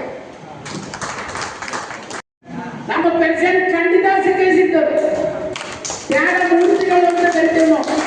ರಮಾಕಾಂತ್ ಅರವಿಂದ್ ಅವರು, ನಮ್ಮ ಕಮಾಂಡರ್ ಅಶೋಕ್ ರಾವುತ್ ಅವರು, ವೀರೇಂದ್ರ ಸಿಂಗ್, 3 ಮಂದಿಗೆ ತ್ರಿಮೂರ್ತಿಗಳು ಅಂತ ಕರಿತೇವೆ. ಅವರಿಂದ ಖಂಡಿತವಾಗಿಯೂ ನಮಗ ಜಯ ಸಿಕ್ಕೇ ಸಿಗ್ತದ. ಎಲ್ಲರೂ ಧೈರ್ಯದಿಂದಿರ್ರಿ ಅಂತ ಹೇಳಿ ಅವರೇ ಹೇಳ್ತಿರ್ತಾರೆ. ಅವ್ರ ಮಾತು ಮಾತಾಡಕ್ ಬರೋದು ನಾನೇ ಮಾತಾಡ. ರಮಾಕಾಂತ್ ಅರವಿಂದ್ ಸಾಗರದ ನಾ ಎದಕ್ಕೆ ಕರ್ಸಿನಿ ಅಂದ್ರೆ ಎಲ್ಲರೂ ಉಗ್ರವಾದ ಹೋರಾಟ ಮಾಡೋಣ ಅಂತೇಳಿ ನನಗ ಹೇಳ್ತಾ ಇದ್ರು. ನಮ್ಮ ಹೋರಾಟ ಉಗ್ರನೇ ಅದ. ಆದ್ರೆ ನಾವು ನಿರ್ಧಾರ ಕೈಗೊಳ್ಳೋದಕ್ಕಿಂತ ಮೇಲವ್ರು ಏನ್ ನಿರ್ಧಾರ ತಗೋತಾರ ಅವ್ರ ಜೊತೆ ಸಹಕಾರ ಕೊಡುವ ಅಂತ ನಾನು ಹೇಳ್ತಾ ಇರ್ತೇನೆ. ಅದರ ಸಲುವಾಗಿ ನಾವು ರಮಾಕಾಂತ್ ಸಾಹೇಬರಿಗೆ ಬೆಂಗಳೂರಿನಿಂದ ಇಲ್ಲಿ ಕಳಿಸಿದ್ದೇವೆ. ಮತ್ತೆ ಅನಿಲ್ ಇನಾಮದಾರ್ ಅವರು ಹೊಸಪೇಟೆಯಿಂದ ಇಲ್ಲಿ ಬಂದಿದ್ದಾರೆ. ಅವರೆಲ್ಲ ನಿಮಗೆ ಮಾಹಿತಿ ಕೊಟ್ಟಿದ್ದಾರೆ. ಈಗ ಸರ್ಕಾರದಿಂದ ಏನು ನಡೀತಾವೆ ಅಂತಂದ್ರೆ ಆಯಾ ಇಲಾಖೆಯಿಂದ ನಮ್ಮ ಲೀಡರ್ಸ್ಗಳಿಗೆ ಫೋನ್ ಬಂದು ನೀವು ಉಗ್ರ ಹೋರಾಟಕ್ಕೆ ಅಥವಾ ಇಂಥ ನಿರ್ಧಾರ, ಕಠಿಣ ನಿರ್ಧಾರ ತಗೋಬೇಡ್ರಿ, ನಿಮ್ಮನ್ನು ಸನ್ನಿಧರಲ್ಲೇ ಕರೆಸ್ತೇವೆ, ಮಾತಾಡ್ತೇವೆ ಅಂತ ಹೇಳ್ತಾ ಇದ್ದಾರೆ. ಆದ್ರೆ ಇನ್ನೂ ಕರೆದಿಲ್ಲ. ಅದ್ರ ಸಲುವಾಗಿ ವಿಳಂಬ ಆಗ್ತಾವೆ. ಖಂಡಿತವಾಗಿಯೂ ನಮಗೆ ಜಯ ದೊರಕ್ತವೆ. ನಾವೆಲ್ಲರೂ ಧೈರ್ಯದಿಂದ ಇರೋಣ ಅಂತೇಳಿ ನಾವು ಮತ್ತೊಮ್ಮೆ ಹೇಳ್ತಾ ಇದ್ದೀವಿ. ಆಮೇಲೆ ಯಾರ್ಯಾರು ಬಂದಿದ್ದೀರಿ, ರಜಿಸ್ಟರ್ಗೆ ಯಾರು ಸಹಿ ಮಾಡಿಲ್ಲ ಆದ್ರಿ ಸಹಿ ಮಾಡಿ ದಯಮಾಡಿ. ಅಂದ್ರೆ ಎಷ್ಟು ಜನ ಬಂದಿದ್ರು, ಯಾರು ಬಂದಿದ್ರು ನಮಗೆ ಗೊತ್ತಾಗ್ತದೆ. ಅಷ್ಟೇ ಸಹಿ ಮಾಡಿ ದಯಮಾಡಿ. ನಿನ್ನೆ 14 ತಾಸು ಜರ್ನಿ ಮಾಡಿಕೊಂಡು ರೈಲಿನಲ್ಲಿ ಇವತ್ತು ಬೆಳಗ್ಗೆ ಬಂದಿದ್ದಾರೆ ರಮಾಕಾಂತ್ ಅರವಿಂದ್ ಅವರು. ನನ್ನ ವಿಶೇಷ ವಿನಂತಿ ಮೇರೆಗೆ, ನಮ್ಮ ಬಿಜಾಪುರದ ಎಲ್ಲರ ವಿಶೇಷ ವಿನಂತಿ ಮೇರೆಗೆ ಅವರು ಸ್ವತಃ ಬಂದು ಏನು ನಡೆದಲ್ಲ ಅನ್ನೋದು ವಸ್ತುಸ್ಥಿತಿಯನ್ನು ನಿಮಗೆ ತಿಳಿಸ್ಲಿಕ್ಕೆ ಬಂದು ತಿಳಿಸಿ ನಿಮ್ಗೆಲ್ಲರಿಗೂ ಬಲ ತುಂಬಿದ್ದಕ್ಕೆ, ಧೈರ್ಯ ತುಂಬಿದ್ದಕ್ಕೆ, ಧೈರ್ಯ ಕೊಟ್ಟಿದ್ದಕ್ಕೆ, ಆಮೇಲೆ ಅವರು ಹಿರಿಯರು ನಿಮಗೆಲ್ಲ ಹಿರಿಯರಿಗೆ ಆಶೀರ್ವಾದ ಮಾಡಿದಾರ, ಹಿರಿಯರಿಗೆ ಶುಭಾಶಯ ಹೇಳಿದಾರ. ಅದಕ್ಕಾಗಿ ಅವ್ರಿಗೆ ನಾನು ನಿಮ್ಮೆಲ್ಲರ ಪರವಾಗಿ ಧನ್ಯವಾದಗಳನ್ನು